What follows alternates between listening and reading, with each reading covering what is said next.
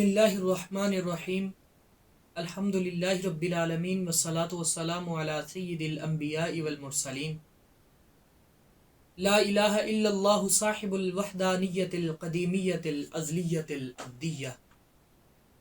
عزیزان محترم، آج میں نے اپنی گفتگو کے لیے جس موضوع کا انتخاب کیا ہے وہ صرف کوئی عنوان نہیں، ہماری نجات کا راستہ ہے، ہماری کامیابی کا ضامن ہے اور ہماری دنیا اور آخرت کی روشنی ہے۔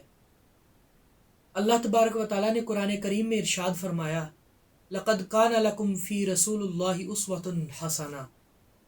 یہ صرف تعریف نہیں، یہ ایک دلیل ہے، یہ ایک اس باری تعالیٰ کی بارگاہ سے حکم ہے، یہ ایک اعلان ہے کہ اگر تم کامیابی چاہتے ہو تو رب تعالیٰ نے فرمایا میرے محبوب کی سیرت کو اپنا لو، میرے محبوب کی زندگی کو اپنے لیے نمونہ بنا لو۔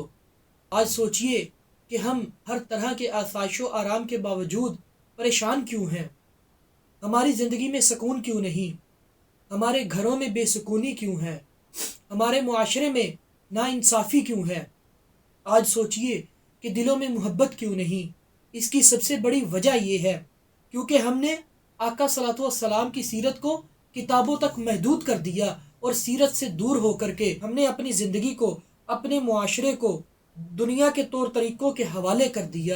جب ہم آقا صلی اللہ علیہ وسلم کی سیرت کا مطالعہ کرتے ہیں ہمیں پتہ چلتا ہے کہ آقا صلی اللہ علیہ وسلم عبادت کیسے کرتے تھے، آپ نماز کیسے پڑھتے تھے، آپ کا گھر میں کیسا سلوک تھا، آپ کا غیر مسلموں کے ساتھ کیسا سلوک تھا، آپ عبادت کیسے کرتے تھے، آپ اپنے رب کے حضور ساری رات کھڑے رہتے یہاں تک کہ آپ کے پاؤں مبارک سوج جاتے اور عرض کیا گیا یا رسول اللہ صلی اللہ علیہ وآلہ وسلم آپ کے تو اگلے پچھلے گناہ معاف ہیں۔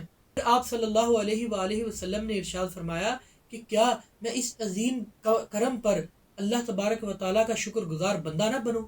یہ ہے عبادت کا معیار۔ اور آج دیکھیں ہماری نمازیں اجلت کا شکار ہو گئیں، ہمارے روزے بھوک اور پیاس کی حد تک محدود رہ گئے، ہماری دعائیں رسم بن گئیں۔ اس کی سب سے بڑی وجہ کیا ہے؟ اس کی سب سے بڑی وجہ یہ ہے کہ ہم نے آقا صلی اللہ علیہ وسلم کی سیرت کو چھوڑ دیا۔ آج یہ عہد کیجئے کہ ہم اپنی اگلی زندگی آقا صلی اللہ علیہ وسلم کی سیرت کو فالو کرتے ہوئے گزاریں گے۔ اسی میں ہماری دنیا اور آخرت میں بقا ہے۔ اسی کے ساتھ مجھے اجازت دیجئے اور اپنی خصوصی دعاؤں میں مجھے یاد رکھیے گا۔ جزاک اللہ۔